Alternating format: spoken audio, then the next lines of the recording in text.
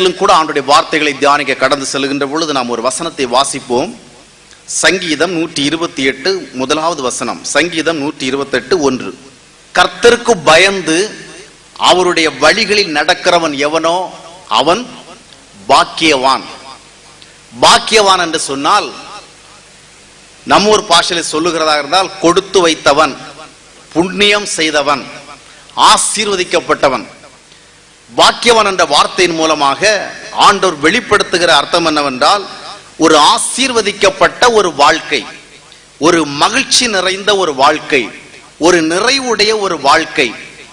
ஆக இவ்விதமான ஒரு ஆசீர்வதிக்கப்பட்ட வாழ்க்கையை நாம் ஒவ்வொருவருக்கும் தருவதுதான் தேவனுடைய சித்தமாக இருக்கிறது என்பதை வேதம் தெளிவாக வெளிப்படுத்துகிறது. இஸ்ரவேலை ஆசீர்வதிப்பதுதான் தேவனுக்கு பிரியம் என்று நாம் வேதத்திலே பார்க்கிறோம். அல்லேலூயா. இஸ்ரவேலை ஆசீர்வதிப்பதுதான் தேவனுக்கு பிரியம். நாம் ஆசீர்வதிக்கப்பட்டவர்களாக விளங்க வேண்டும் என்பதுதான் ஆண்டவருடைய விருப்பமாக இருக்கிறது.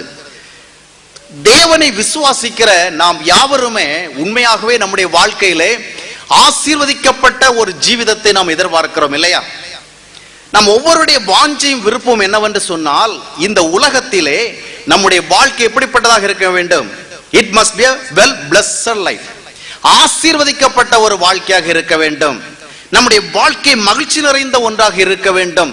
நம்முடைய வாழ்க்கை ஒரு நிறைவு தருகிற ஒரு வாழ்க்கையாக இருக்க வேண்டும். நம்முடைய வாழ்க்கை திருப்தியான ஒன்றாக இருக்க வேண்டும். இது ஒன்றுதான் நம் ஒவ்வொருடைய இருதயத்தினுடைய ஏக்கமும் ஒவ்வொருடைய நோக்கமாக இருக்கிறது. இப்படிப்பட்ட ஒரு வாழ்க்கையை தருவதற்கு ஆண்டவரும் விருப்பம் உள்ளவராக இருக்கிறார்.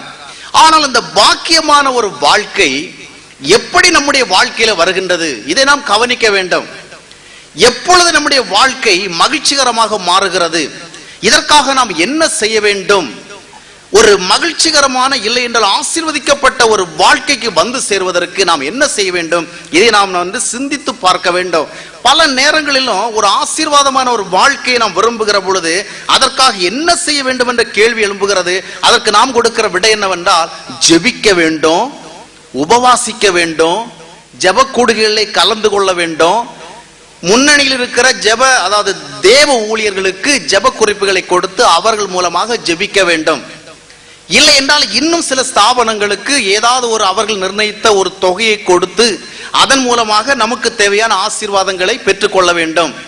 இப்படிப்பட்ட கருத்துக்களும் கண்ணோட்டங்களும் தான் இன்றைய கிறிஸ்தவ மக்கள் மத்தியிலே நிலவுகிறது. ஆசீர்வதிக்கப்பட வேண்டும் என்றால் ஜெபம் அவசியம் என்பது உண்மைதான். உபவாசங்களும் அதற்கு அவசியம்தான். தேவ ஊழியர்களுடைய ஜெபங்களும் கூட அதற்கு உதவி புரியும் என்பது உண்மைதான். ஆனால் இவைகள் மட்டுமே போதுமானவைகள் அல்ல. ஜெபங்கள் மூலமாக மட்டும், பிரார்த்தனைகள் மூலமாக மட்டும், பொருத்தனைகள் மூலமாக மட்டும், இன்னும் பல்வேறு ஜெப கூடுகளிலே சென்று கலந்து கொள்வதனாலே மட்டும் ஆண்டவருடைய ஆசீர்வாதங்களை பெற்றுக்கொள்ள முடியாது. சிலர் என்ன நினைக்கிறார்கள் என்றால், குறிப்பிட்ட சில ஜெப கூடுகைகளுக்கு நாம் மாதந்தோறும் சென்று வருவதனாலே நம்முடைய வாழ்க்கை ஆசீர்வதிக்கப்பட்டு விடும் என்று. அருமையானவர்களே, எந்த ஜெப கூடுகைக்கு போனாலும் சரி, எத்தனை மணி நேரம் நாம் ஜெபித்தாலும் சரி, ஆசீர்வாதங்களுக்காக தேவன் நம்முடைய வாழ்க்கையில காண்பித்திருக்கிற வழிகள் என்னவென்பதை கண்டுகொள்ளும்படியாக நம்முடைய கண்கள் சரியாக திறக்கப்படவில்லை என்று சொன்னால், ஆசீர்வாதங்கள் என்பது நம்முடைய வாழ்க்கையில கனவுகளாகத்தான் இருக்குமே ஒழிய நனவுகளாக மாறுவதற்கான வாய்ப்புகள் இல்லாமல் போய்விடும். இன்றைக்கு எந்த கிறிஸ்தவ கூட்டங்களுக்கு சென்று பார்த்தாலும் அற்புதங்கள் அற்புதங்கள் அற்புதங்கள் என்ற வார்த்தைகளைத்தான் அதிகமாக கேட்க முடிகிறதை ஒழிய விசேஷமாக எதையும் கேட்க முடிவதில்லை. எனவே ஜனங்களுக்கு மத்தியிலே அற்புதங்களை குறித்த எதிர்பார்ப்புகளும் அதிசயமான காரியங்களை குறித்த வாஞ்சைகளும் பெருகி கொண்டிருக்கிறதை ஒழிய விளைவுகள் போதுமான அளவிற்கு இல்லை. ஆசீர்வதிக்கப்பட்ட ஒரு நிலையோடு மக்கள் காணப்படுவதை பார்க்க முடியவில்லை. அநேகருடைய வாழ்க்கையிலே அற்புதங்களும் அதிசயங்களும் ஒரு கனவாகவே ஆரம்பித்து கனவாகவே தொடர்ந்து அவனுடைய வாழ்க்கை காலங்கள் மூலம் கனவாகவே அது முடிந்து விடுகிறது. அவனுடைய வாழ்க்கை முடிந்து விடுகிறது. காரணம் என்னவென்று சொன்னால், ஆசீர்வாதமாக வாழ வேண்டும் என்றால் வெறும் பிரார்த்தனைகளோடு உபவாசங்களோடு நாம் முடித்துவிடக் கூடாது. அதற்கு என்ன வழிகள்? What are the ways available for us to reach that goal? அதை அடைவதற்கு என்ன வழிகள் நமக்கு இருக்கிறது என்பதை சிந்தித்து பார்க்க வேண்டும். நான் வாசித்த வசனத்துல கூட நாம் பார்த்தோம், கர்த்தருக்கு பயந்து அவருடைய வழிகளில் நடக்கிறவன் பாக்கியவான். இன்னும் சங்கீதம் 119 ஒன்றை நீங்கள் வாசித்து பார்க்கும் பொழுது, கர்த்தருடைய வேதத்தின்படி நடக்கிற உத்தம மார்க்கத்தார் எவர்களோ அவர்கள் பாக்கியவான்கள். ஆசீர்வதிக்கப்பட்ட ஒரு வாழ்க்கையை வாழ வேண்டும் என்றால் அதற்கு ஆண்டவருடைய வழிகளிலே நடக்கின்ற ஒரு அனுபவம் அவசியம். அல்லேலூயா. ஆண்டவருடைய வழிகளிலே நடவாதபடிக்கு எவ்வளவுதான் நாம் பிரார்த்தனைகள் செய்தாலும் வெற்றி காண முடியாது. இதைத்தான் நாம் ஏசாயா தீர்க்கதரிசியுடைய புஸ்தகத்திலே 58ஆம் அத்தியாயத்தில் நாம் வாசிக்கிறோம். அவர்கள் உபவாசிக்கிறார்கள், ஜெபிக்கிறார்கள், ஆனால் அவர்களுக்கு எதிர்பார்த்த விளைவுகள் இல்லை, ஆசீர்வாதங்கள் இல்லை. அவர்கள் மனம் சலித்துக் கொள்ளுகிறார்கள். நாங்கள் எவ்வளவோ ஜெபிக்கிறோம், உபவாசிக்கிறோம், ஆண்டவர் அதை குறித்து கவனிக்காமல் இருக்கிறாரே என்று. அதற்கு ஆண்டவர் அங்கே பதில் கொடுக்கிறார். ஏன் உங்களுடைய ஜெபங்களுக்கும் உபவாசங்களுக்கும் பதில் இல்லாமல் போய்விட்டது? இன்னும் தொடர்ந்து ஏசாயா தீர்க்கதரிசியுடைய புஸ்தகம் 59:1-2 வாசித்து பார்க்கும் பொழுது, ரட்சிக்க கூடாதபடிக்கு என்னுடைய கைகள் குறுகி போய்விடவில்லை, கேட்க கூடாதபடிக்கு என்னுடைய காதுகள் மந்தமாகி விடவில்லை, உங்களுடைய பாவங்கள். ஆக ஜெபம் இருக்கிறது, மன்றாடுதல் இருக்கிறது, கூப்பிடுகிற ஓசைகள் இருக்கிறது, ஆனாலும் என்ன இல்லை? there is no blessing. காரணம் என்ன? அவர்களுடைய வாழ்க்கை முறை தேவனுடைய பிரியத்திற்கு உகந்ததாக இல்லை. அருமையானவர்களே, நாம் எவ்வளவு ஜெபிக்கிறோம், எவ்வளவு உபவாசிக்கிறோம், எவ்வளவு ஆலயங்களுக்கு வருகிறோம், எவ்வளவு காணிக்கைகள் கொடுக்கிறோம், எவ்வளவு மிஷனரி ஸ்தாபனங்களை தாங்குகிறோம் என்பதை விட, எவ்வளவு ஊழியம் செய்கிறோம் என்பதை விட, தேவனுடைய வழிகளிலே நாம் எந்த அளவிற்கு நடந்து கொண்டிருக்கிறோம், தேவனுடைய வழிகளில் நம்மை நடப்பவர்களாக பிறர் எந்த அளவிற்கு பார்க்க முடிகிறது என்பது அது மிகவும் முக்கியத்துவமானது, மிகவும் முக்கியமானது. ஆக ஒரு பாக்கியமான ஒரு வாழ்க்கையை நாம் வாழ வேண்டும் என்றுதான் தேவனும் விரும்புகிறார். ஆண்டவராகிய இயேசு கிறிஸ்து மலை பிரசங்கம் செய்ய ஆரம்பித்த பொழுது, சீடர்கள் அவர் அருகே வந்து உட்கார்ந்த பொழுது அவர் துவக்கத்திலேயே சொன்ன வார்த்தைகள் என்ன? ஆவியிலே எளிமை உள்ளவர்கள் பாக்கியவான்கள், துயரப்படுகிறவர்கள் பாக்கியவான்கள், சாந்த குணம் உள்ளவர்கள் பாக்கியவான்கள், நீதி நிமித்த பசிதாகம் உடையவர்கள் பாக்கியவான்கள், இரக்கம் உடையவர்கள் பாக்கியவான்கள், சமாதானம் செய்கிறவர்கள் பாக்கியவான்கள், இருதயத்தில் சுத்தம் உள்ளவர்கள் பாக்கியவான்கள், என் நிமித்தம் பலவிதமான நிந்தைகளையும் தாங்கிக் கொள்ளுகிறவர்கள் ஏற்றுக்கொள்ளுகிறவர்கள் பாக்கியவான்கள், நீதி நிமித்த துன்பத்தை சகிக்கிறவர்கள் பாக்கியவான்கள். ஆக ஒவ்வொரு வசனத்திலும் ஆண்டவராகிய இயேசு கிறிஸ்து பாக்கியவான்கள் என்ற வார்த்தையை உபயோகிக்கிறார். இந்த மலை பிரசங்கத்தினுடைய முதல் பகுதியை வாசித்து பார்க்கும் பொழுது அங்கேதான் நாம் பார்க்கிறோம், ஆண்டவர் நாம் பாக்கியவான்களாகத்தான் இருக்க விரும்புகிறார். ஆனால் அந்த வசனங்களை உற்று பார்க்க வேண்டும். மத்தேயு 5ஆம் அத்தியாயத்தினுடைய 3வது வசனத்தை வாசித்து பார்க்கும் பொழுது, ஆவியிலே எளிமையுள்ளவர்கள் பாக்கியவான்கள், தேவனுடைய பரலோக ராஜ்யம் அவர்களுடையதே. அந்த முடிவில் பார்க்கும் பொழுது பரலோக ராஜ்யம் அவர்களுடையதே. பரலோக ராஜ்யம் என்றால் அந்த இடத்துல எதை குறிக்கிறது என்றால், தேவனுடைய அனைத்து ஆசீர்வாதங்களும். மனிதனுக்காக தேவன் என்னென்ன ஆசீர்வாதங்களை வைத்திருக்கிறாரோ, விண்ணுலக மண்ணுலகம் எல்லா ஆசீர்வாதங்களும் ஒன்றிணைந்ததுதான் the kingdom of God, தேவனுடைய ராஜ்யம், பரலோக ராஜ்யம். இந்த பரலோக ராஜ்யம் எல்லா ஆசீர்வாதங்களையும் நாம் பெற்றுக்கொள்ள முடியும். அடுத்ததாக பார்க்கும் பொழுது நாம் 5ஆம் அத்தியாயம் 4ஆம் வசனத்தில் பார்க்கிறோம், ஆறுதலை குறித்து ஆண்டவர் பேசுகிறார். ஆறுதலை குறித்து அவர்கள் என்ன செய்வார்கள்? ஆறுதல் பெறுவார்கள். அதற்கு தொடர்ந்து நாம் பார்க்கும் பொழுது 5ஆம் வசனத்திலே பூமியை சுதந்தரித்துக் கொள்ளுவார்கள். பூமியை சுதந்தரித்துக் கொள்வதென்றால் இந்த பூமிக்குரிய ஆசீர்வாதங்களை பெற்றுக் கொள்வது என்ற அர்த்தம். இன்னைக்கு நம்ம சொத்து வாங்க விரும்புகிறோம், பணம் சேர்க்க விரும்புகிறோம், ஒரு வீட்டை வாங்க விரும்புகிறோம், இவைகளெல்லாம் சுதந்தரிக்கிறது. ஆக நாம் சுதந்தரிப்போம் என்று ஆண்டவர் சொல்லுகிறார். 6ஆம் வசனத்திலே பார்க்கும் பொழுது they will be satisfied, அவர்கள் திருப்தி அடைவார்கள் என்று சொல்லுகிறார். அதை தொடர்ந்து நான் வாசிக்கும் பொழுது அவர்கள் என்ன செய்வார்கள்? they will given mercy, அவர்களுக்கு இரக்கம் செய்யப்படும் என்று பார்க்கிறோம். அவர்களுக்கு தேவனுடைய இரக்கம் கிடைக்கும் என்று பார்க்கிறோம். அதற்கு அடுத்த வசனம் 5:8 பார்க்கும் பொழுது அவர்கள் என்ன செய்வார்கள்? they will see God, அவர்கள் தேவனை தரிசிப்பார்கள். தேவனை தரிசிக்கிற ஒரு பாக்கியம். அதை தொடர்ந்து நாம் பார்க்கும் பொழுது 9ஆம் வசனத்திலே அவர்கள் இப்பொழுது யாராகவே மாறுகிறார்கள்? now they are becoming the sons of God, தேவனுடைய புத்திரர்களாகவே மாறுகிறார்கள், தேவனுடைய பிள்ளைகளாகிற ஒரு பாக்கியமான நிலைமை. அதை தொடர்ந்து 10ஆம் வசனத்திலே மீண்டும் பார்க்கிறோம், பரலோக ராஜ்யத்தை பெற்றுக் கொள்வார்கள். 11ஆம் வசனத்திலே பார்க்கிறோம் அவர்கள் எப்படிப்பட்டவர்களாக இருப்பார்கள்? they will be the blessed people. இந்த ஒவ்வொரு வசனத்தினுடைய இறுதியிலும் பார்க்கும் பொழுது நம்முடைய வாழ்க்கையிலே நாம் எவைகளை அடைய வேண்டும் என்று விரும்புகிறோமோ அந்த ஆசீர்வாதங்களை குறித்து பார்க்கிறோம். பரலோக ராஜ்யம், அடுத்தது ஆறுதல், சுதந்தரித்துக் கொள்ளுதல், திருப்தி அடைதல், தேவனை தரிசித்தல், தேவனுடைய பிள்ளைகளாக எண்ணப்படுதல், இரக்கம் பெறுதல், பாக்கியவானாக இருத்தல்.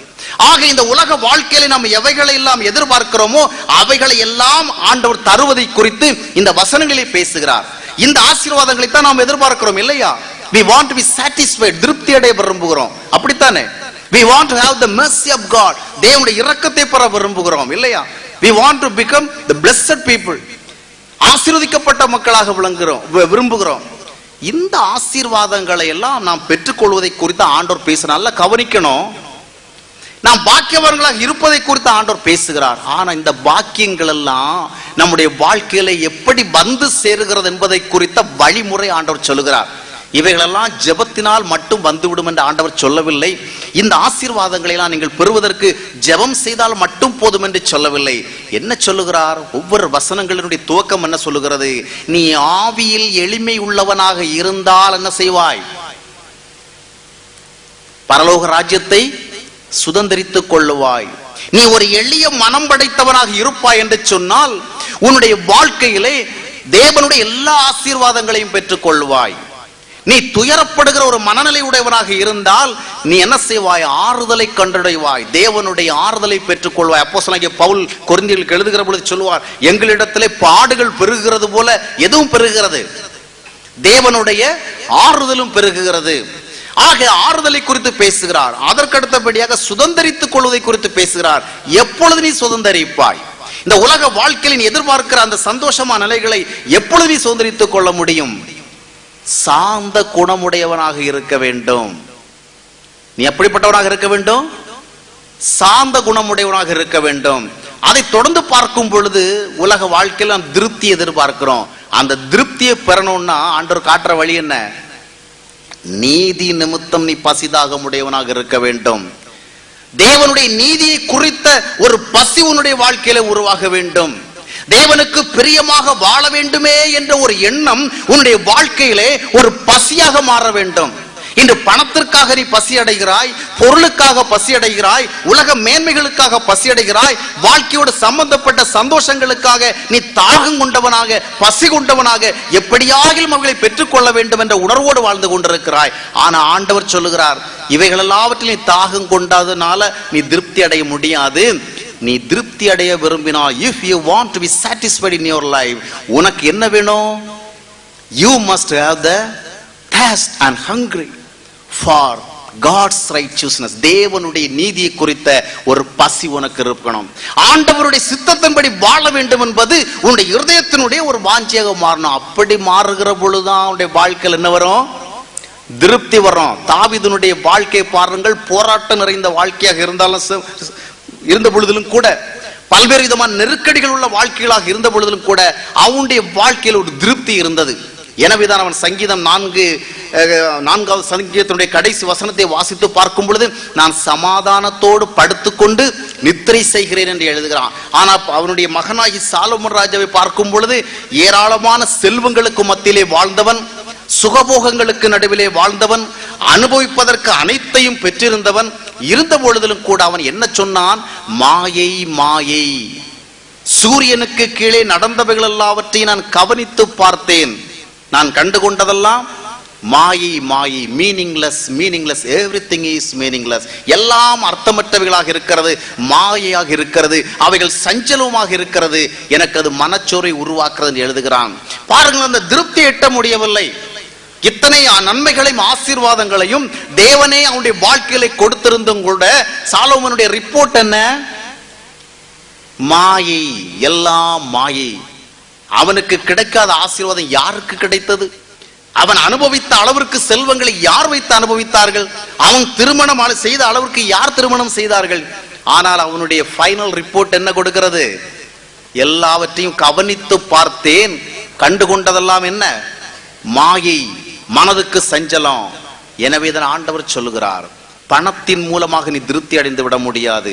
உனக்காக சொத்துக்களை நீ வாங்கி சேர்த்து கொண்டே இருக்கலாம், உனக்காகவும் பிள்ளைகளுக்காகவும் வரும் எதிர்காலத்தில் பிறக்க போகிற பிள்ளைகளுக்காகவும் நீ நிறைய எஸ்டேட்ஸ் எல்லாம் வாங்கி வைத்துக் கொள்ளலாம். அதனால நீ திருப்தி அடைய மாட்டாய். எப்பொழுது உன்னுடைய இருதயமானது ஆண்டவருடைய சித்தத்தின்படி இந்த உலகத்திலே நான் வாழ வேண்டும், தேவனுடைய உண்மைக்காக நான் நிற்க வேண்டும், தேவனுடைய சத்தியத்தின்படி என்னுடைய வாழ்க்கையை அமைத்துக் கொள்ள வேண்டும் என்று ஆர்வம் கொள்ளுகிறதோ, பசி கொள்ளுகிறதோ, அப்பொழுதுதான் நீ உண்மையான திருப்தியை அடைவாய். then only you will have the real satisfaction. உண்மையான திருப்தி அப்பொழுதுதான் கண்டுகொள்வாய். அதைத்தான் ஆண்டவர் பேசுகிறார். இங்கே நாம் பார்க்கும் பொழுது ஒவ்வொரு ஆசீர்வதிக்கப்பட்ட நிலைமைகளையும் நாம் பெற்றுக்கொள்வதற்கு நம்முடைய வாழ்க்கையிலே ஒவ்வொரு விதமான சுபாவங்கள் காணப்பட வேண்டியது அவசியமாக இருக்கிறது. ஆண்டவர் இங்கே சொல்லுகிறார் பாருங்கள், ஆவியில் எளிமை, துயரப்படுதல், சாந்த குணம், நீதி நிமித்தம் பசிதாகும், இருதயத்தில் சுத்தம், அப்புறம் இரக்கம், சமாதானம் செய்கிறது, நீதி நிமித்தம் துன்பப்படுவதற்கு ஆயத்தமாகிறது. இவைகளெல்லாம் என்ன? they are attitudes, qualities, குணாதிசயங்கள். அப்போ ஒரு பாக்கியமான வாழ்க்கையை நாம பார்க்கணும்னா, ஆசீர்வாதமான வாழ்க்கையை நாம் கண்டடைய வேண்டும் என்றால் அதற்காக நாம் என்ன செய்ய வேண்டும் என்று ஆண்டவர் இந்த வசனங்கள் மூலமாக சொல்லுகிறார். அதற்கேற்றபடியான குணநிலை உள்ளவர்களாக, மனநிலை உள்ளவர்களாக, சுபாவ நிலை உடையவர்களாக நாம் மாற வேண்டும். அல்லேலூயா. மனிதனுடைய இருதயங்களிலே எப்படிப்பட்ட சுபாவங்கள் உருவாகிறதோ, எப்படிப்பட்ட சுபாவங்கள் காணப்படுகிறதோ அதற்கேற்றபடிதான் அவனுடைய வாழ்க்கையில் அவன் ஆசீர்வாதங்களை கண்டுகொள்ள முடியும். பணத்தை வேண்டுமென்றால் சேர்க்கலாம், நிறைய சொத்துக்களை வேண்டுமானால் வாங்கி சேர்த்துக் கொள்ளலாம், அந்தஸ்தை வேண்டுமானால் தேடிக்கொள்ளலாம், ஜனங்கள் மத்தியிலே மரியாதை வேண்டுமானால் பெற்றுக் கொள்ளலாம். ஆனால் இந்த அகத்திற்கு ஒரு உண்மையான சந்தோஷம் வேண்டுமே, இந்த உள்ளத்திற்கு ஒரு திருப்தி வேண்டுமே. இந்த எத்தனையோ குடும்பங்களிலே நான் கவனித்து பார்க்கிறேன், எத்தனையோ இடங்களுக்கு செல்லுகிறேன், எத்தனையோ பேரை குறித்து கேள்விப்படுகிறேன். வாழ்க்கையிலே அனுபவிப்பதற்கெல்லாம் இருக்கிறது, செல்வ வளங்கள் இருக்கிறது, வாய்ப்பு வசதிகள் இருக்கிறது, நல்ல படிப்பு, நல்ல கல்வித்திறன் எல்லாம் சிறப்பாக இருக்கிறது, ஜனங்கள் மத்தியிலே நல்ல செல்வாக்கும் இருக்கிறது, அதிகாரம் செல்வதற்கு நல்ல பதவிகளும் இருக்கிறது. ஆனா குடும்பத்தில் அமைதி இல்லை, மனசுல அமைதி இல்லை, வாழ்க்கையில் ஒரு நிறைவில்லை, போராட்டங்களே தொடர்ந்து கொண்டிருக்கிறது, சாபங்களே பின்தொடர்ந்து கொண்டிருக்கிறது. அநேக குடும்பங்களிலே பார்க்கும் பொழுது இவ்வளவு நாம் சம்பாதித்தோம், இவ்வளவு கஷ்டப்பட்டு பிரயாசப்பட்டு சேர்த்தோம், அதனால எனக்கு ஒரு உண்மையான சந்தோஷம் இல்லையே என்று சொல்லுகிற மனிதர்களை பார்க்க முடிகிறது. அருமையானவர்களே, இருதயம் மாறணும், மனநிலை மாறணும், குணநிலை மாறணும், சுபாவங்கள் மாறணும். இந்த மாற்றங்கள் மனிதனுடைய வாழ்க்கையில் ஏற்படுகிற பொழுதுதான் தேவனுடைய ஆசீர்வாதங்கள் வருகிறது என்று நமக்காக எத்தனை தேவ ஊழியர்கள் ஜெபித்தாலும் அவைகளினாலே உண்மையான ஆசீர்வாதங்களை கண்டுகொள்ள முடியாது. இக்காலங்களிலே அநேகருடைய வாழ்க்கையை பார்க்கிற பொழுது, குறிப்பாக கிறிஸ்தவ மக்கள் தேவனுடைய வசனங்களை விட தேவ ஊழியர்களைத்தான் அதிகமாக நம்பிக்கொண்டிருக்கின்றார்கள்.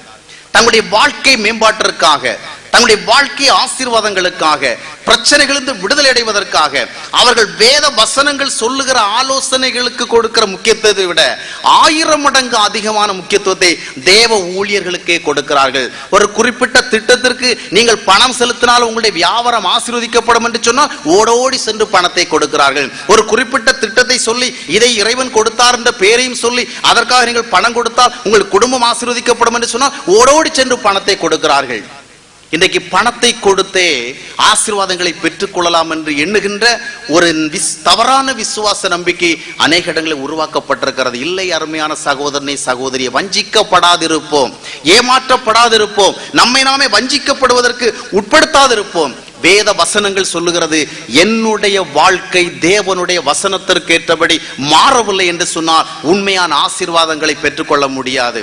பத்திரிகையிலே சாட்சி வரலாம், இந்த ஊழியக்காரர் எனக்கு ஜெபம் பண்ணார், எனக்கு இந்த நன்மை கிடைத்தது, அந்த நன்மை கிடைத்தது என்று இப்படி சொல்லுகிற எத்தனையோ குடும்பங்கள் நான் பார்க்கிறேன். உண்மையான ஆசீர்வாதம் இல்லை. எந்த தேவ ஊழியர் ஜெபம் பண்ணாலும் சரி, அது இந்திய ஊழியராக இருந்தாலும் சரி, அது திருநெல்வேலி ஊழியராக இருந்தாலும் சரி, சென்னை ஊழியராக இருந்தாலும் சரி, இன்டர்நேஷனல் மினிஸ்டராக இருந்தாலும் சரி, தேவ ஊழியர்களுடைய ஜெபங்கள் மூலமாக உங்களுடைய வாழ்க்கைகளுக்கு ஒரு உண்மையான ஆசீர்வாத நிலைமை வரவே வராது. ஒருவேளை தற்காலிகமாக தற்போது நிலைமைக்கு ஏதாவது ஒரு நன்மை நடக்கலாம். ஆனா உண்மையான ஆசீர்வதிக்கப்பட்ட நிலைமை காண விரும்புகிறோம் என்று சொன்னால் கர்த்தருடைய வசனங்களுக்கு முக்கியத்துவம் கொடுக்க வேண்டும், தேவனுடைய வார்த்தைகளுக்கு முக்கியத்துவம் கொடுக்க வேண்டும். இங்கே ஆண்டவர் சொல்லுகிறார், நீ பாக்கியமான ஒரு வாழ்க்கையை வாழ விரும்புகிறாயா?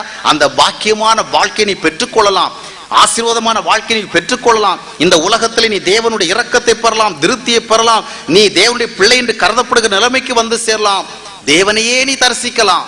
ஆனால் அதற்கு என்ன நடக்க வேண்டும்? என்ன நடக்க வேண்டும்? நிறைய உபவாசம் இருக்கிறதுனால தேவன் நமக்கு தரிசனம் கொடுக்க மாட்டார். வேதவசனம் என்ன சொல்லுகிறது? those who are pure in their hearts they can see God. அவர்கள் தான் தேவனை பார்க்க முடியும். இருதயத்துல உண்மை வேணும். இன்னைக்கு எத்தனையோ பேர் சொல்றாங்க தரிசனம் தரிசனம் தரிசனம், இரவெல்லாம் தரிசனம் கண்ட கதைகளை பகலெல்லாம் சொல்லிட்டு இருக்கிறாங்க. ஆனா வாழ்க்கையில உண்மை இல்ல, ஊழியத்துல உண்மை இல்ல, பணம் கொடுக்கல் வாங்கல உண்மை இல்ல, குடும்பங்களில உண்மை இல்ல. உண்மை இல்லாத உங்களுக்கெல்லாம் தேவன் தரிசனம் தருகிறார் என்று ஜனங்களிடத்துல சொல்வது எவ்வளவு பெரிய பொய், மோசடித்தனம். இல்லை இல்லை, வேதம் ஆண்டவர் தெளிவா சொல்லிவிட்டார். எந்த ஒரு மனிதனுடைய இருதயம் தேவனுடைய பார்வையிலே களங்கமற்றதாக, கள்ளமற்றதாக, மாசற்றதாக, உண்மையுள்ளதாக இருக்கிறதோ அந்த இருதயம் தான் தேவனை காணும். பிற இருதயங்கள் எல்லாம் தேவனை கண்டதாக சொல்லுவதெல்லாம் ஒரு மாய்மாலமும் ஒரு மாயையும் தானே அழிய உண்மையானதல்ல.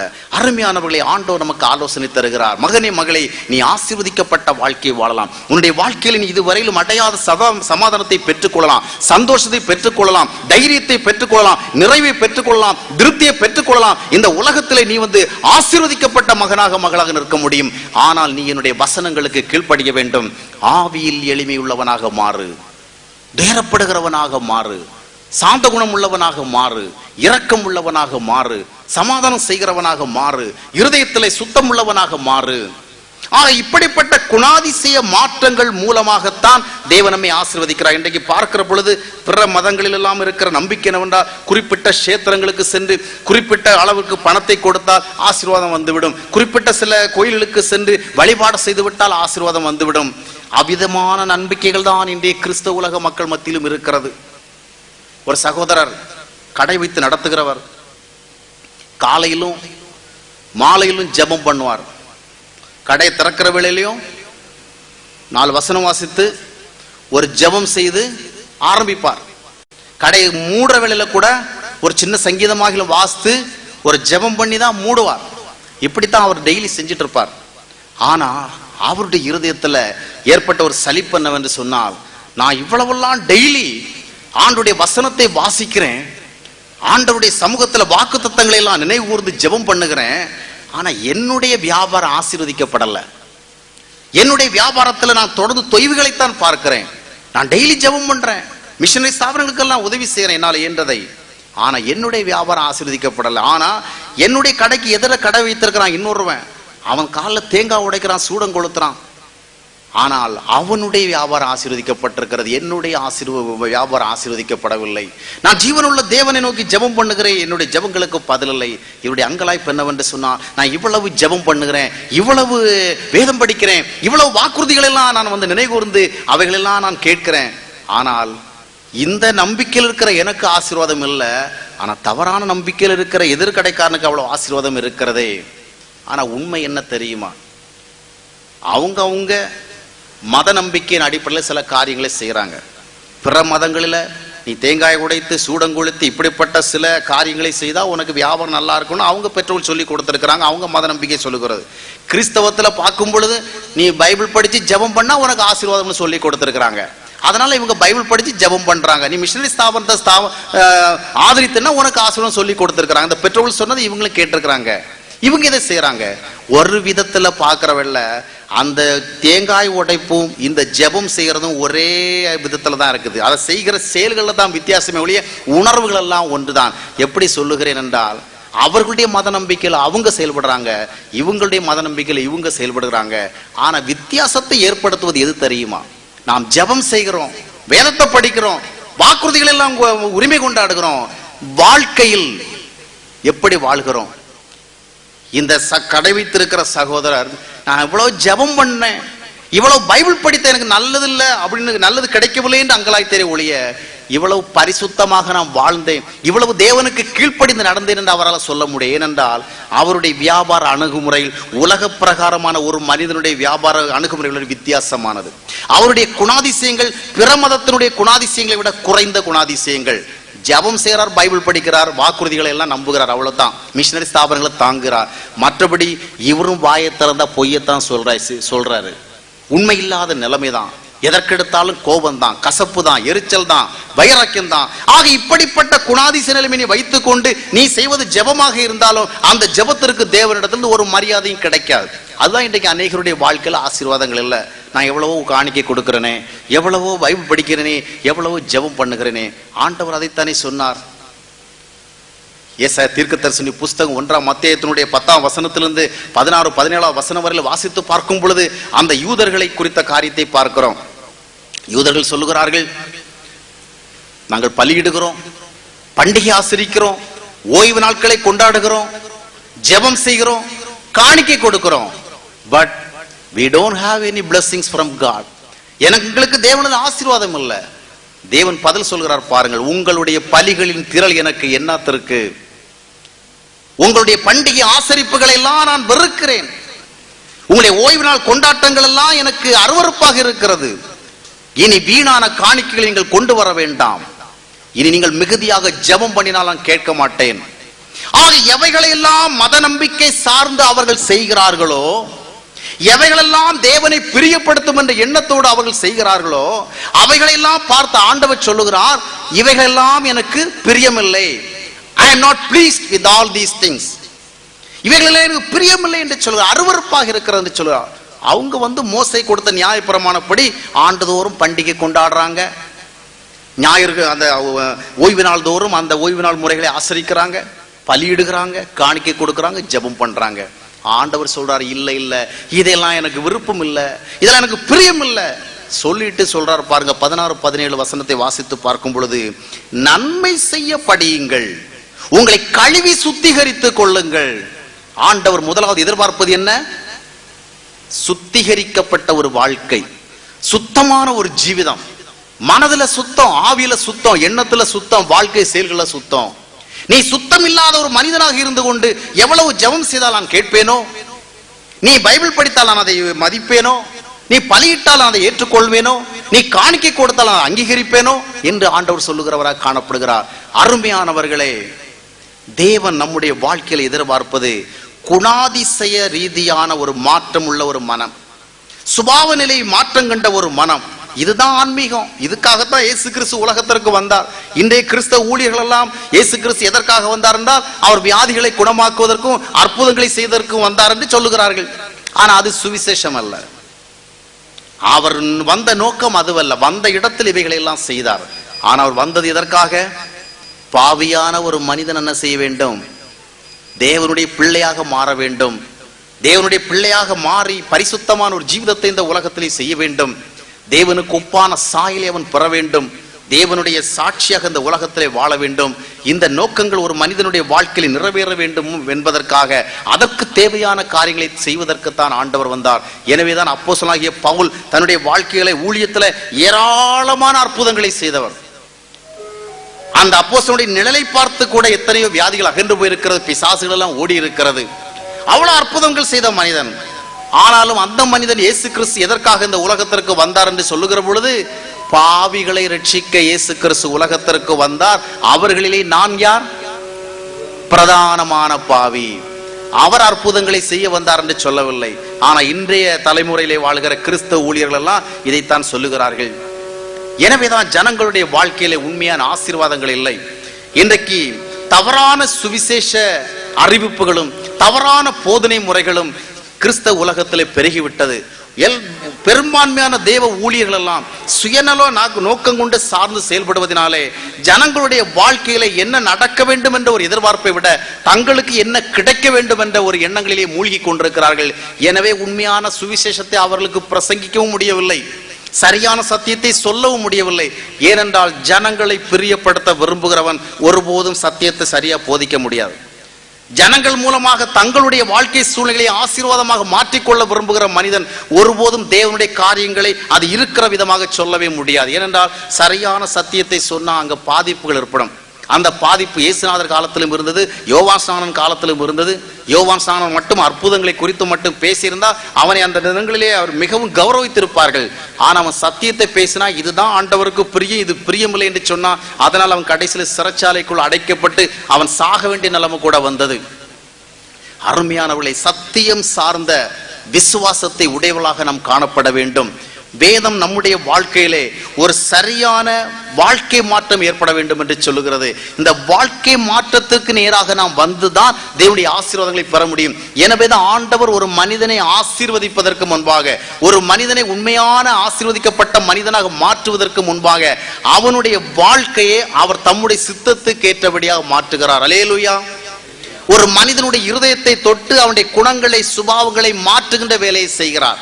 இதை செய்துவிட்ட பிறகுதான் அவனை ஆசீர்வதிக்கப்பட்ட மனிதனாக அவர் மாற்ற முடியும். ஒரு மனிதனுடைய இருதயத்தை ஆண்டவர் மாற்றாத வரைக்கும் அவன் எவ்வளவு பெரிய ஆன்மீகவாதியாக இருந்தாலும் கூட ஆண்டவருடைய ஆசீர்வாதங்களை அவன் பெற முடியும், ஆண்டவர் ஆசீர்வாதங்களை கொடுக்க முடியாது. அருமையாக ஆண்டவர் சொல்லுகிறார், நீ பாக்கியவான்களாக மாற முடியும், ஆனால் குணாதிசயங்கள் வேணும். முதலாவது என்ன சொல்லுகிறார்? ஆவியில் எளிமை உள்ளவன். ஆவியிலே எளிமை உள்ளவன். Blessed are the poor in spirit. அதாவது உள் மனமானது ஒரு எளிய மனதாக இருக்க வேண்டும். இருதயமானது ஒரு தாழ்மை உணர்வு கொண்டதாக இருக்க வேண்டும். இன்றைக்கு நம்மில் எத்தனை பேருடைய ஒரு இருதயம் ஒரு தாழ்மை கொண்ட ஒரு இருதயமாக, ஒரு எளிய மனம் உடையதாக காணப்படுகிறது. இன்றைக்கு பார்க்கிற இடமெல்லாம் மனிதர்களிடத்தில் நாம் எதை காண்கிறோம்? பெருமை படைத்த ஒரு நிலை, அகம்பாவமான ஒரு நிலைமை, இருதய கடினம். அந்த இஸ்ரவேல் ஜனங்களை தேவன் பலமுறை தண்டிக்கிற பொழுது அதற்கு சொன்ன காரணம் அவருடைய இருதய கடினம். அவருடைய இருதய கடினத்தை குறித்து ஆண்டவர் அதிகமாக விசனப்பட்டார். இன்றைக்கு மனிதனுடைய வாழ்க்கையில் இதைத்தான் பார்க்கிறோம், அகம்பாவம். ஆண்டவர் சொல்லுகிறார், இருதயத்தில் நீ எளிமையாக இருக்கிற மனிதனாக மாற வேண்டும், ஆவியிலே எளிமையுள்ளவனாக இருக்க வேண்டும். அப்பொழுதுதான் நீ தேவனுடைய எல்லா ஆசீர்வாதங்களையும் பெற்றுக்கொள்ள முடியும். இன்றைக்கு நம்முடைய இருதயம் எப்படிப்பட்டதாக இருக்கிறது? எரேமியா தீர்க்கதரிசியுடைய புஸ்தகம் 9ஆம் அத்தியாயத்தினுடைய 23, 24 வசனங்களை வாசித்து பார்க்கும் பொழுது அங்கே எரேமியா மூலமாக ஆண்டவர் சொல்லுகிறார். 23ஆம் வசனத்திலே நாம் வாசிக்கின்றோம், ஞானி தன் ஞானத்தை குறித்து மேன்மை பாராட்ட வேண்டாம், பராக்கிரமன் தன்னுடைய பராக்கிரமத்தை குறித்து மேன்மை பாராட்ட வேண்டாம், ஐஸ்வர்யவான் தன் ஐஸ்வர்யத்தை குறித்து மேன்மை பாராட்ட வேண்டாம். மேன்மை பாராட்டுகிறவன் பூமியிலே கிருபையையும் நியாயத்தையும் நீதியும் செய்கிற கர்த்தர் நானே என்று அறிந்து உணர்ந்திருக்கிறதை குறித்தே மேன்மை பாராட்ட கடவன். பாருங்க, பணம் இருந்தா ஒரு பெருமை வந்துடுது, அப்படித்தானே? சரீரத்திற்கு கொஞ்சம் பலம் இருந்தா ஒரு பெருமை வந்து விடுகிறது, அப்படித்தானே? கொஞ்சம் ஸ்டஃப், அறிவு, நாலேஜ், விஸ்டம் இது இருந்தா அதை விட அதிகமான பெருமை வந்து விடுகிறது. கொஞ்சம் படித்து விட்டால் போதும், ஒரு பேச்சுலர் டிகிரி, ஒரு மாஸ்டர் டிகிரி, ஒரு டாக்டரேட் வந்து விட்டா போதும், அவ்வளவு பெருமை ஒன்னா வந்து விடுகிறது. அதற்கு பிறகு நான் செல்லுகிற இடமெல்லாம் என்னை மதிக்க வேண்டும், எனக்கு மரியாதை கொடுக்க வேண்டும். ஆக மரியாதை தேடுகிற ஒரு உணர்விலே போய்விடுகிறது. ஆண்டவர் சொல்லுகிறார், ஞானி தன்னுடைய ஞானத்தை குறித்து மேன்மை பாராட்ட வேண்டாம். இவைகளை குறித்தெல்லாம் பெருமை பாராட்டாதே. பணத்தை குறித்து பெருமை பாராட்டாதே, அந்தஸ்தை குறித்து பெருமை பாராட்டாதே. நீ உண்மையிலேயே பெருமை பாராட்ட விரும்பினால் என்னை அறிந்த அறிவின் அடிப்படையிலே பெருமை பாராட்டு. இதைத்தான் அப்போஸ்தலனாகிய பவுல் மறுபடியும் திருப்பி சொல்லுகிறார். 2 கொரிந்தியர் 10ஆம் அத்தியாயத்துடைய 17வது வசனத்தை வாசித்து பார்க்கும் பொழுது, மேன்மை பாராட்டுகிறவன் கர்த்தரை குறித்தே மேன்மை பாராட்டட்டும், தேவனை அறிந்திருக்கிறதை குறித்தே, தேவனுக்கு ஏற்றபடியாக வாழ்வதை குறித்தே மேன்மை பாராட்டட்டும். ஆக நம்முடைய வாழ்க்கையில உண்மையான மேன்மை எதுவென்று சொன்னால், தேவனை அறிகின்ற ஒரு அறிவை பெற்றிருப்பதுதான். தேவனை அறிகிற ஒரு அறிவை நம்முடைய வாழ்க்கையில பெறுகிற பொழுது நாம் இருதயத்திலே எளிய நிலையை உடையவர்களாக மாறுகிறோம், தாழ்மை உடையவர்களாக மாறுகிறோம், விட்டு கொடுக்கிறவர்களாக மாறுகிறோம். ஆபிரகாமுடைய வாழ்க்கையில நாம் பார்க்கும் பொழுது அவனிடத்தில் ஒரு எளிய மனம் இருந்தது, தாழ்ந்து போகிற ஒரு மனம் இருந்தது, சகித்து போகிற ஒரு மனம் இருந்தது, விட்டு கொடுக்கிற ஒரு மனம் இருந்தது. அவனுடன் வந்த லோத்து அவனுக்கு எதிராக இயங்கின பொழுதிலும் கூட, அவன் செல்வங்களை ஆசைப்பட்டு சென்ற பொழுதிலும் கூட அவனோடு அவன் போராடாதபடிக்கு, வாதாடாதபடிக்கு, நீ வலது பக்கம் போனா நான் இடது பக்கம் போகிறேன், நீ இடது பக்கம் போனா நான் வலது பக்கம் போகிறேன் என்று தன்னைத்தானே தாழ்த்துகிற ஒரு மனிதனாக இருந்தான். எனவேதான் தேவன் அவனை உயர்த்தினார். யாக்கோபு தன்னுடைய நிருபத்தில் எழுதுகிற பொழுது கூட அதை சொல்லுகிறார். யாக்கோபு 4ஆம் அத்தியாயத்தினுடைய 6, 7 வசனங்களை நீங்கள் வாசித்து பார்க்கும் பொழுது, பெருமை உள்ளவனுக்கு கர்த்தர் என்ன செய்கிறார்? எதிர்த்து நிற்கிறார், தாழ்மை உள்ளவனுக்கோ கிருபை அளிக்கிறார். ஆக தேவனுடைய ஆசீர்வாதங்களை நம்முடைய வாழ்க்கையில பெற்றுக்கொள்ள வேண்டும் என்றால் நமக்கு தேவையானது என்னவென்று சொன்னால், தாழ்மையான ஒரு இருதயம். ஆனா இந்த தாழ்மையான இருதயம் அவ்வளவு லேசாக நமக்கெல்லாம் வந்துடாது. இந்த எளிய இருதயம் அவ்வளவு எளிதாக நமக்கு அமைந்து விடாது. இந்த எளிய இருதயத்தை உருவாக்குறது யார் என்றால் தேவன் தான். இந்த எளிய மனம் என்று சொல்லுகிற பொழுது உள்ளார்ந்த நிலையிலே நான் தேவனை அல்லாமல் வாழ்க்கையில உண்மையான ஆசீர்வாதங்களை கண்டடைய முடியாது என்ற நிர்பந்தத்தை உணர்ந்தவன். அதாவது எந்த ஒரு மனிதன் நான் தேவனை சார்ந்திருக்க வேண்டிய ஒரு கட்டாயத்தில் தான் இருக்கிறேன் என்பதை உண்மையாக உணர்ந்து கொள்ளுகிறானோ அவன்தான் அந்த இருதயத்தில் எளிமையானவன். அவன் தேவனால் ஆசீர்வதிக்கப்படுகிறான். தேவனை அல்லாதபடிக்கு, தேவனுடைய கிருபை இல்லாதபடிக்கு நான் ஒன்றும் செய்ய முடியாது என்று எந்த மனிதன் உணர்கிறானோ அந்த மனிதனுடைய இருதயம் தான் எளிமையாக இருக்கின்றது. சங்கீதம் 20:7 வாசித்து பார்க்கும் பொழுது சிலர் ரதங்களை குறித்து மேன்மை பாராட்டுகிறார்கள், சிலர் குதிரைகளை குறித்து மேன்மை பாராட்டுகிறார்கள். நாங்களோ எங்கள் தேவனாகிய கர்த்தருடைய நாமத்தை குறித்தே மேன்மை பாராட்டுகிறோம். குதிரைகளை குறித்து ரதங்களை குறித்து மேன்மை பாராட்டினவர்கள் என்ன செய்தார்கள்? முறிந்து விழுந்தார்கள். நாங்களோ எழுந்து நிமிர்ந்து நிற்கிறோம். ஆக குதிரைகளை குறித்தும் ரதங்களை குறித்தும் மேன்மை பாராட்டுகிற அனுபவம் இறுதியிலே வீழ்ச்சியிலே முடிகிறது. தேவனை குறித்த ஒரு அறிவு, தேவனை நாமத்தை குறித்த ஒரு அறிவு, அதை குறித்த ஒரு பெருமை பாராட்டுதல் அங்கே அவளை எழுந்து நிற்க வைக்கிறது.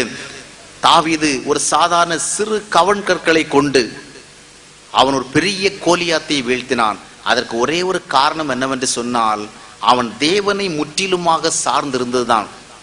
தேவனை சார்ந்திருப்பதன் மூலமாக எந்த ஒரு வெற்றியும் பெற முடியும் என்ற ஒரு அடிப்படை நம்பிக்கை அவனுக்கு இருந்தபடினால் தான் அது முடிந்தது. சவுலிடத்திலே பெரிய ஆர்மி இருந்தது, போர் வீரர்கள் இருந்தார்கள், பெரும் படை இருந்தது, ஆயுதங்கள் இருந்தது. அவைகளை கொண்டு ஒரு கோலியாத்தை அவனாலே சந்திக்க முடியவில்லை. ஆனால் இந்த தாவீதோ சாதாரணமான கற்களை கொண்டு சந்தித்து அவனை வீழ்த்தினான். காரணம் என்ன? அவன் அந்த கோலியாத்திடமே அதை சொன்னான், நீ உன்னுடைய பட்டயத்தை நம்பி வருகிறாய், நீ உன்னுடைய வாளை நம்பி வருகிறாய், நீ உன்னுடைய சரீரத்தினுடைய பலத்தை நம்பி வருகிறாய். நான் அப்படி அல்ல. நான் எந்த நம்பிக்கையில வருகிறேன்? I have come in the name of my God. தேவனுடைய நாமத்துல வந்திருக்கிறேன். என்னுடைய நம்பிக்கை, என்னுடைய பட்டயம், வாள் எல்லாமே தேவனை குறித்த ஒரு நம்பிக்கை தான். எனவே நான் இன்றைக்கு உன்னை வீழ்த்துவேன் என்று சொல்லி அவ்விதமாக வீழ்த்துகிறான். அருமையானவளே, இருதயம் எளிமையடைய வேண்டும். இன்றைக்கு எத்தனையோ பேர் நம்ம நிறைய ஜெபம் பண்றோம், நிறைய பைபிள் படிக்கிறோம், நிறைய உபவாசம் எல்லாம் இருக்கிறோம். ஆனால் கசப்புகளை விட்டுவிடவில்லையே, வைராக்கியங்களை விட்டுவிடவில்லையே, சகோதரர்களுக்கு நடுவிலே ஒற்றுமை இல்லை, உறவில்லை, வைராக்கியங்களை காத்து கொண்டிருக்கிறார்கள். எத்தனை வருஷம் ஆனாலும் விடவே கூடாது. சாகிறது வரைக்கும் நான் என்ன பண்ணக்கூடாது? அவன் வாசப்படியே மிதிக்கவே கூடாது. ஆனா உபவாசம் மட்டும் 1 day ஃபாஸ்டிங், 2 day ஃபாஸ்டிங், அப்படியே நிறைய நாட்கள் எல்லாம் ஃபாஸ்டிங் இருக்கிறாங்க, நிறைய கோயில்கள்லாம் போறாங்க, நிறைய வேண்டுதல் எல்லாம் செய்யறாங்க. வைராக்கியத்தை மட்டும் விடல, கோபத்தை மட்டும் விடல, கசப்பு மட்டும் விடல. காரணம் என்ன? கடினமான ஒரு இருதயத்தை வைத்துக்கொண்டே ஜெபம், கடினமான ஒரு இருதயத்தை வைத்துக்கொண்டே உபவாசம். ஆண்டவர் ஆசீர்வதிக்க முடியாது. இயேசு கிறிஸ்து மலை பிரசங்கத்துல சொல்லுகிறவள அழகா சொன்னார், நீ பலிபீடத்துக்கு முன்னால நீ காணிக்கை கொடுக்கிறதுக்கு முன்னாடி முதலாவது என்ன செய்? உன் சகோதரன் இடத்துல போய் என்ன செய்? ஒப்புரவு, அதை முதலாவது செய். காணிக்கை அப்புறமா கொடுக்கலாம். இன்னைக்கு நாம என்ன நினைக்கிறோம்? அதெல்லாம் அப்படிதான் இருக்கும், அவங்ககிட்ட போய் அவன் பேசுவான், அது வேண்டாம், அந்த உறவு வேண்டாம். சர்ச்சில் வந்தா கூட பேசுறதில்ல. கத்தோலிக்க திருச்சபைகள் எல்லாம் போயிருங்கன்னு சொன்னா அவங்க ஆராதனையில் ஒருத்தருக்கு ஒரு சமாதானம் செய்து கொள்ளுங்கன்னு ஒரு முறை வரும். அப்ப என்ன பண்ணிடுவாங்க? சமாதானம் கொண்டு உடனே பக்கத்தில் இருக்கிறவங்களுக்கு சமாதானம் சொல்லுவாங்க. ஆனா பக்கத்தில் உட்கார்ந்து இருக்கிறது ஜென்ம விரோதியா இருப்பான். ஆனா அந்த நேரத்தில் என்ன பண்ணிடுறது? சமாதானம் சொல்லிடுறது. அது என்ன சமாதானம்? அந்த நேரத்துக்கு மட்டும் சமாதானம். வெளியே போன பிறகு அவர் இவருக்கு எதிராக பேசுவார், இவர் அவருக்கு எதிராக பேசுவார். ஒரு சமய சடங்கான நம்ம சமாதானம். ஆக இப்படி எத்தனையோ பேர் என்ன செய்கிறார்கள் என்றால் ஒருவருக்கு ஒப்புரவாகலாம். ஆண்டவர் சொல்றார், உன் காணிக்கை 2வது கொடுக்கலாம், முதலாவது என்ன பொண்ணு? ஒருத்தருக்கு ஒருத்தர் ஐக்கியத்தை சரியா வச்சுங்க. இன்னைக்கு அதுதான் நம்ம கிறிஸ்தவ கம்யூனிட்டியில் ரொம்ப குறைஞ்சி போயிட்டு இருக்குது. ஆக இவ்விதமான வைராக்கியங்களையும் கசப்புகளையும் கோபங்களையும் மனதுக்குள்ள வைத்துக் கொண்டு காணிக்கைகளை கொண்டு வந்த கர்த்தர் ஆசீர்வதிப்பாரா? அதனால தான் ஏசாயா தீர்க்கதரிசி ஆண்டவர் சொல்றார், வீணான காணிக்கைகளை கொண்டு வர வேண்டாம், இந்த காணிக்கைகளை நீங்களே வச்சுங்க. இன்னைக்கு எங்கேயுமே அப்படி சொல்ல முடியாது இல்லையா? காணிக்கைகளை நம்பிதான் எல்லாமே ஓடிட்டு இருக்குது. ஆமா, இன்னைக்கு எந்த கூட்டத்துக்கு போனாலும் சகோதரரே நீங்கள் கொடுத்தால் கொடுங்கள், அப்பொழுது உங்களுக்கு கொடுக்கப்படும், கொஞ்சமா கொடுத்தா கொஞ்சமா கிடைக்கும், நிறைய கொடுத்தா நிறைய கிடைக்கும், இதுதான் சொல்லிட்டு இருக்கிறாங்க.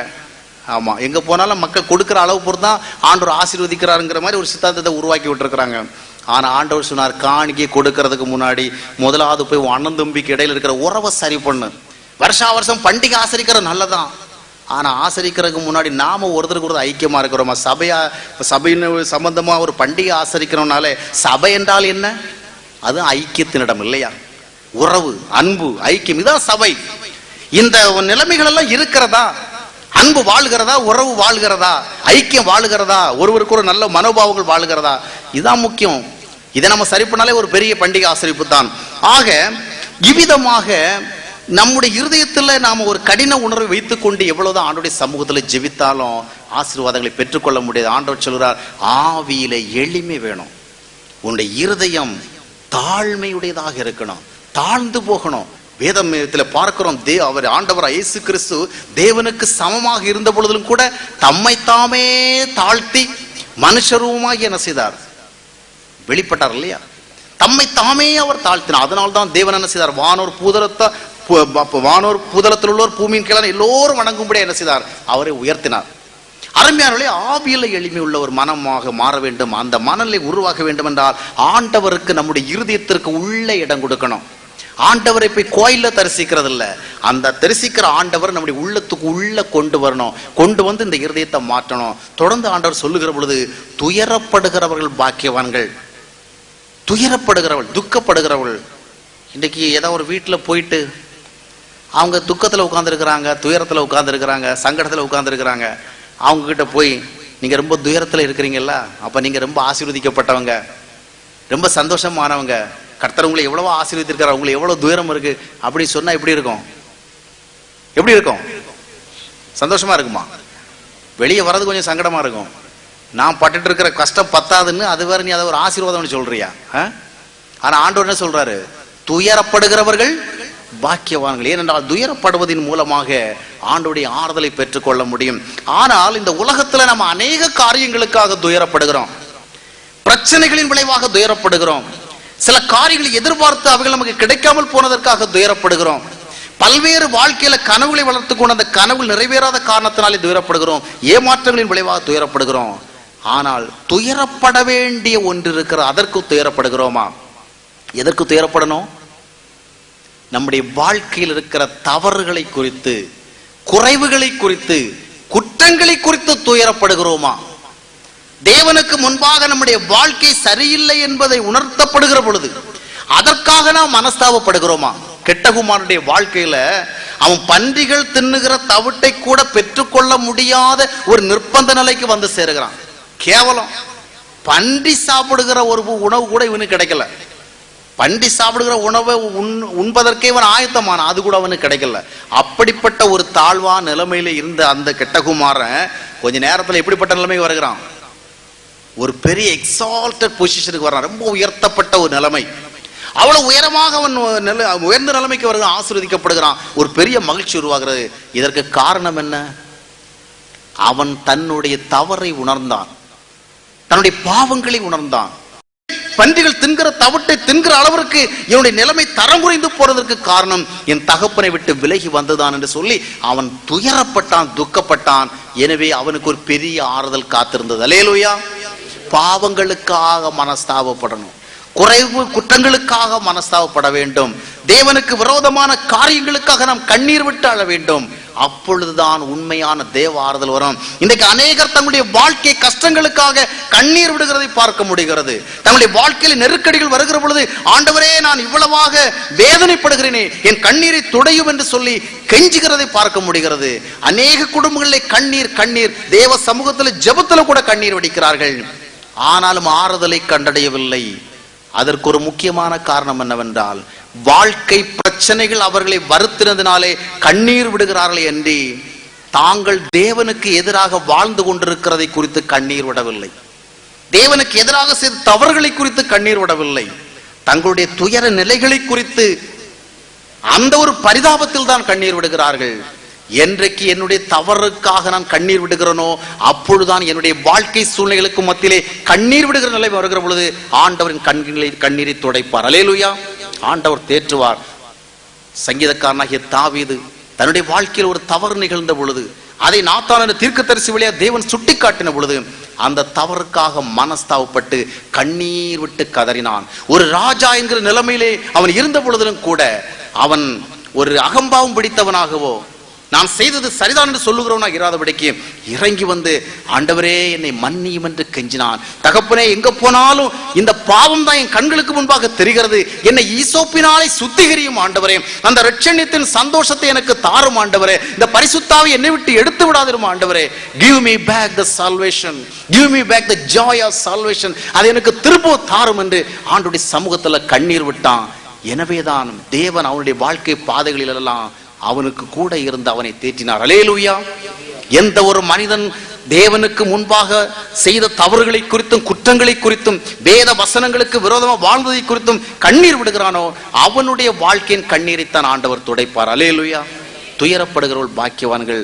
ஆக இவ்விதமாக நாம் பார்க்கும் பொழுது குணாதிசய மாற்றங்களை ஆண்டவர் நம்முடைய வாழ்க்கையிலே உருவாக்கி அதன் மூலமாகத்தான் ஆசீர்வாதங்களுக்கு நேராக கொண்டு செல்கிறார். ஏதோ நாம் ஜெபித்து விடுவதனாலே, ஏதோ தேவ மனிதர்கள் ஜெபித்து விடுவதனாலே நம்முடைய வாழ்க்கை ஆசீர்வதிக்கப்பட்டதாக மாறிவிடாது. தற்காலிகமாக ஒருவேளை நமக்கு ஆறுதல் கிடைக்கலாம். ஒரு ஜெப கூட்டத்தில் போகிறதுனால கொஞ்ச நேரம் ஆறுதல் கிடைக்கலாம். ஒரு பிரசங்கத்தை கேட்கறதுனால கொஞ்ச நேரம் ஆறுதல் கிடைக்கலாம். சில வாக்குறுதிகளை சொல்லி உற்சாகப்படுத்துகிற பொழுது கொஞ்ச நேரமா ஒரு அமைதி கிடைக்கலாம். ஒரு ஆராதனையில் ஈடுபடுகிற பொழுது கொஞ்ச நேரம் ஒரு மனதுக்கு ஒரு சந்தோஷம் கிடைக்கலாம். ஆனால் தொடர்ந்த நிலைவரமான ஒரு உண்மையான சந்தோஷத்தை, ஒரு உண்மையான ஆசீர்வதிக்கப்பட்ட நிலைமையை, ஒரு உண்மையான சமாதானத்தின் ஜீவிதத்தை நாம் காண விரும்பினால் ஆண்டவருக்கு முன்பாக நம்மை ஆராய்ந்து பார்த்து எங்கே நாம் குறைவுபட்டிருக்கிறோம், எங்கே நாம் தாழ்ந்து நிற்கிறோம், தேவனுடைய வார்த்தைகள் வசனங்களுக்கு எங்கே நாம் விலகி வாழ்ந்து கொண்டிருக்கிறோம் சிந்தித்து நம்மை மாற்றுவதற்கு ஆண்டவருடைய கரத்திலே ஒப்புக் கொடுக்க வேண்டும். ஆண்டவர் நம்மை மாற்றுகின்ற பொழுதுதான் அவருடைய ஆசீர்வாதங்களுக்கு நம்முடைய வாழ்க்கை தகுதியுடையதாக மாறுகிறது. அல்லேலூயா. எனவே பாக்கியமான ஒரு வாழ்க்கை ஆண்டவர் தர விரும்புகிறார். ஆனால் அந்த பாக்கியமான ஒரு வாழ்க்கை நம்முடைய இருதயத்தில் ஏற்படுகிற நல்ல குணங்கள் சுபாவங்களின் அடிப்படையில் தான் நம்முடைய வாழ்க்கையிலே வந்து சேர்கிறது. அதற்காக நாம் பிரயாசப்பட வேண்டும். இன்று நம்முடைய வாழ்க்கையை நாம் ஆராய்ந்து பார்க்க வேண்டும் என்று ஆண்டவர் விரும்புகிறார். மகனே, மகளே, உன்னுடைய வாழ்க்கையில இருக்கிற குணங்களை, சுபாவங்களை நீ கவனித்து பார்த்தாயா? எப்படிப்பட்ட மனநிலையுடன் நீ வாழ்ந்து கொண்டிருக்கிறாய்? உன்னுடைய பேச்சுகள் எப்படி இருக்கிறது? உன்னுடைய எண்ணங்கள் எப்படி இருக்கிறது? உன்னுடைய மனதில் இருக்கிற சுபாவங்கள் எப்படி இருக்கிறது? சிந்தித்து பார். எனக்கு உகந்ததல்லாத சுபாவங்களை, குணங்களை உன்னுடைய இருதயத்தில் வைத்துக் கொண்டிருப்பா என்றால் நான் உன்னை ஆசீர்வதிக்க முடியாது என்று ஆண்டவர் சொல்லுகிறவராக காணப்படுகிறார். நம்மை நாமே ஆராய்ந்து பார்க்க தேவன் தருகிற சந்தர்ப்பத்தை உபயோகித்து கர்த்தருக்கு நம்மை ஒப்புக் கொடுப்போமா? ஆண்டவர் இன்று நம் ஒவ்வொருவரோடும் பேசினார். தேவன் நம்மை ஆசீர்வதிக்கவே விரும்புகிறார். நம்முடைய வாழ்க்கை ஒரு பாக்கியமான வாழ்க்கையாக இருக்க வேண்டும் என்றே விரும்புகிறார். ஆனால் அந்த பாக்கியமான வாழ்க்கைக்கு ஜெபங்களும் உபவாசங்களும் மட்டும் போதுமானதல்ல. அந்த பாக்கியமான வாழ்க்கை, ஆசீர்வாதமான வாழ்க்கை நமக்கு வர வேண்டும் என்றால் நம்முடைய இருதயத்திலே தேவன் விரும்புகிற விதமான சுபாவங்கள் ஏற்பட வேண்டும், குணங்கள் ஏற்பட வேண்டும் என்று ஆண்டவர் தெளிவாக சொன்னார். என்றைக்கு எப்பொழுது நம்முடைய இருதயம் தேவனுக்கு பிரியமான சுபாவங்களை, குணங்களை கொண்டதாக மாறுகிறதோ அப்பொழுதுதான் நாம் ஆசீர்வதிக்கப்பட முடியும் என்பதை ஆண்டவர் தெளிவாக கூறினார். இன்றைக்கு நாம் எத்தனையோ பேருடைய வாழ்க்கையிலே சஞ்சலங்கள் நிறைந்திருக்கிறது, போராட்டங்கள் நிறைந்திருக்கிறது, சோதனைகள் நிறைந்திருக்கிறது.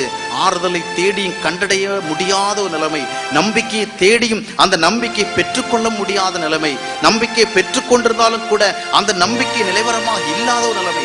பல விதங்களிலும் பாதிக்கப்பட்டிருக்கிறோம். நாம் இதற்காக ஜெபிக்கிறோம், அதற்காக உபவாசிக்கிறோம், பல தேவ ஊழியர்களை நாடுகிறோம். கண்ணீர்கள், கவலைகள், துன்பங்கள், துயரங்கள் எல்லாவற்றிற்கும் தேவனிடத்திலிருந்து நிச்சயமான ஒரு தீர்வு உண்டு.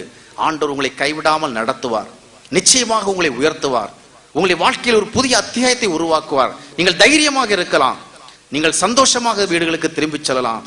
ஒன்றே ஒன்று, உங்களுடைய இருதயத்திற்குள் ஆண்டவரை அனுமதியுங்கள். ஆண்டவரை வெளியே நிறுத்தி கொண்டு நீங்கள் எவ்வளவுதான் அவரை ஆராதித்தாலும் அது அவருக்கு பிரயோஜனமானதல்ல. இருதயத்தை மாற்றுவதற்கு ஆண்டவரை உள்ளே அழைக்க வேண்டும். வாரும் ஆண்டவரே, என்னுடைய இருதயத்துக்கு உள்பகுதியிலே வாரும் ஆண்டவரே, என்னுடைய குறைவுகளை நான் பார்க்கிறேன், அதற்காக நான் வருந்துகிறேன், என்னை மன்னியும், என்னை மாற்றும் என்று ஆண்டுடைய சமூகத்திலே ஜெபிப்போம் என்றால் நிச்சயமாக ஆண்டவர் நம்முடைய வாழ்க்கையிலே பெரிய ஆசீர்வாதங்களை கட்டளையிடுவார். ஆண்டவரை நோக்கி நாம் ஜெபிப்போமா? எங்களை நேசிக்கிற அன்பின் ஆண்டவரே, உம்மை நன்றியோடு நாங்கள் துதிக்கிறோம், சோதரிக்கிறோம். இந்த நாளிலும் எங்களோடு நீர் பேசின வார்த்தைகளுக்காக உமக்கு நன்றி செலுத்துகிறோம். எங்களுடைய வாழ்க்கை பாக்கியமான ஒரு வாழ்க்கையாக, ஆசீர்வதிக்கப்பட்ட ஒரு வாழ்க்கையாக இருக்க வேண்டும் என்பதுதான் உம்முடைய சுத்தம் என்பதை எங்களுக்கு உணர்த்தினீர் தகப்பனே.